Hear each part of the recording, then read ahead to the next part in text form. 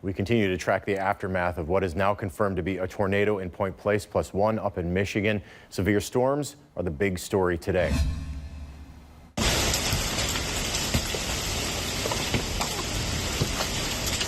That's video from yesterday of what appears to be a waterspout out over the water near Point Place. This was sent in by one of our viewers. This is at the mouth of the Maumee, and you can see high winds sending debris flying as hail hammers the water. Weather like this was across Point Place, doing some severe damage. We had lots of pictures of the baseball-sized hail that was coming down. People in Point Place were up early cleaning the mess that was left behind. 13 Action News had a crew out there this morning, and we saw massive trees knocked over, branches down, damaged roofs, broken windows, and siding that was ripped off. We also saw damage in Oak Harbor. Those strong winds and a possible tornado there did some severe damage. We're still waiting to hear from the National Weather Service as to whether it is a confirmed tornado or not. But there were down power lines and lots of damage to buildings. One resident 13 Action News spoke to was not home at the time of the storm, but when he got back, he found his property in shambles. I found snowmobile trailer completely missing. My snowmobiles are sitting in the neighbor's field. I used to have an actual carport right here that's gone. I had a barn over here that's completely gone. My work van and my SUVs both pretty much beat up and totaled down the side.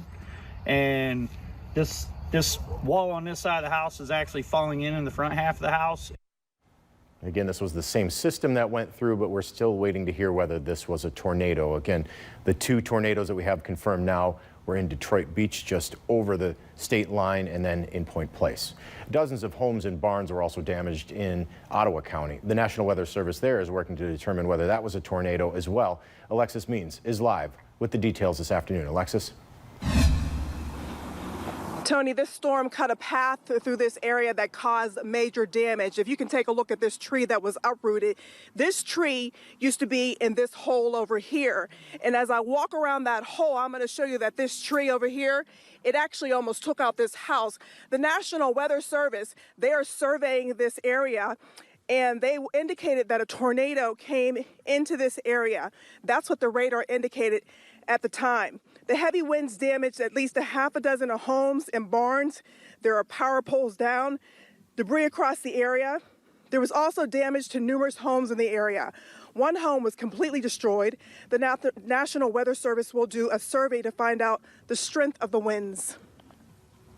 My speculation is that I'm absolutely confident it was a tornado based on the debris patterns and things that I've seen. And then as far as a category, that's up to them. They'll look at the extent of the damage and go from there. So the last time that there was a tornado in this area was 2010. Coming up tonight on Action News at 5 o'clock, you're going to hear from the people who live in this home and how they just barely made it to the basement when they heard that freight sound. Reporting live, Alexis Means, Action News. Thanks, Alexis. And Chief Meteorologist Jay Birchback is here to tell us about what we talked about yesterday before the storm. You said there was a recipe for a storm, but it's Correct. Always just maybe. What if? Correct. And we had the ingredients of the more humidity in the air. We had the thunderstorms. We had the instability with highs near 80. So we thought thunderstorms would form with some gusty winds. But the one thing that we didn't have as the storms formed was wind shear. But once it hit the lake boundary, it got that wind shear and it started the twisting effect as we talk about. So here's how a tornado forms, okay? You've got the surface winds in one direction. Now sometimes stronger upper level winds can be going faster and create shear, but what we had as this ingredient is the wind off the lake. Completely different direction, gets a rotating column of air horizontally, and boy, those updrafts yesterday, probably over 100 miles per hour, producing that tennis ball sized hail. So what happens? This twists that, let's call it a paper towel tube, twist it vertical. And now we have what looks like, right, a kind of an overall rotation within the storm, supercell complex, mesocyclone, and as that tightens up, we get this wall cloud to form. We saw a lot of pictures of this, these scary clouds that are hanging below. That's the first sign that this storm is developing and could produce a funnel cloud. That'd be the funnel without touching the ground, but once it does touch the ground, it would become a tornado. So again, the ingredients were there for strong storms, but once it hit the lake, we got the severe storms, and look at the track of this thing. All of those boxes are either hail, wind, or tornado reports, all the way from near Lansing, Michigan, into southeastern Ohio. So that's what happened yesterday. Thank goodness it looks nothing like that for the next week. The big story might be the heat on the way. We'll update that in a few minutes. Now, with all this damage, you may be thinking about insurance, and people in Point Place are definitely thinking about that. Here to answer some of the questions is Marcelina Dries with DNR Insurance. Good afternoon to you. Yes, sir. Hello. So what can people be doing here to be prepared for this kind of weather? I know this is something you may want to think about in advance, but this may be a lesson for future storms. What can you do?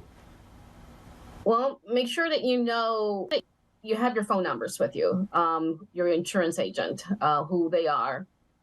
Sometimes we get phone calls and customers looking for their agent and they don't know who it is. So that's one thing. The other thing is to know some of the restoration companies. Make yourself aware with who is out there in case you have some water damage. We have a few companies that we work with. That's one thing. Make sure you have an emergency kind of to follow, what to do in case you are involved. If there's a storm, make sure that you know where to go. You have to find some sort of temporary housing, maybe a family member, maybe a close by hotel. I mean, it's really hard to say because it's something that's going to happen right away. You're not going to be fully prepared for it. Absolutely. Now, there are a lot of people walking around Point Place today trying to help cut down tree limbs and maybe even offering some, temporary construction or reconstruction, that kind of thing. Should you immediately try to contract somebody, or should you contact your insurance and then go through a contractor? How would that work? Well, sometimes if you know some people that are reputable, yes, I can mention a few names. You can give them a phone call. The best thing to do is to call your agent, and the agent will get a hold of an adjuster. The adjuster will call, and they can refer you with some of these other companies that are out there, some of these restoration companies. Or you can go on your own, and if you know some of these people, maybe a neighbor knows someone. Got it. So you want to contact your insurance first, maybe, just to make sure. Contact your insurance, yes, and your insurance company. There are a few things that you need to do ahead of time. Assess the damage, what you have. Make sure that everything is safe, that you're safe, your family is safe. Get some pictures, take pictures, assess the damage, call your agent right away. You can stop some further damage, like if you're getting water inside the house, make sure you have a tarp. If you have your windows, make sure you board your windows if you're getting water through your windows. Stay organized, keep receipts, photos. Absolutely. So it's a process. You just want to get the ball rolling. And like you said, take pictures yourself, right? Take pictures yourself. Make sure you're safe. Right. First of all, take pictures. Call your agent. Okay. And then the agent will call the adjuster, and the adjuster will then make contact with you.